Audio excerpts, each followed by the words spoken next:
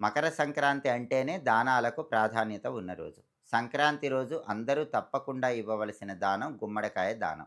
దానికి కారణం ఏంటంటే, విష్ణుమూర్తి వరాహ రూపంలో హిరణ్యాక్షుడనే రాక్షసుడిని సంహరించి భూమిని ఉద్ధరించాడు.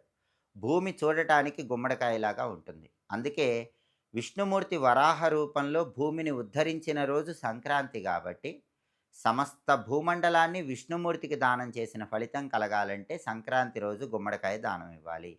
ఏ రాశి వాళ్ళైనా, ఏ నక్షత్రం వాళ్ళైనా సంక్రాంతి రోజు గుమ్మడికాయ దానం ఇస్తే సమస్త విశ్వాన్ని, సమస్త భూమండలాన్ని విష్ణుమూర్తికి దానం చేసిన ఫలితం కలుగుతుంది. దానివల్ల సంవత్సరం మొత్తం విష్ణుమూర్తి అనుగ్రహం కలుగుతుంది. అలాగే గుమ్మడికాయకి ఇంకో ప్రత్యేకత కూడా ఉంది. సంక్రాంతి రోజు అందరూ తప్పకుండా ఆహారంలో గుమ్మడికాయ తినాలి. గుమ్మడికాయ కూర గానీ, గుమ్మడికాయ పులుసు గానీ ఆహారంలో తినాలి. దీనివల్ల ఏం జరుగుతుందంటే, బలము, పుష్టి పెరుగుతాయని శాస్త్రాల్లో చెప్పారు. కూష్మాండే బహుబీజాని బలపుష్టి ప్రవర్ధనం అంటుంది శాస్త్రం. బలము, పుష్టి పెరగాలంటే సంక్రాంతి రోజు అందరూ ఆహారంలో గుమ్మడికాయ తినాలి. గుమ్మడికాయ దానం ఇవ్వాలి, గుమ్మడికాయ ఆహారంలో తినాలి.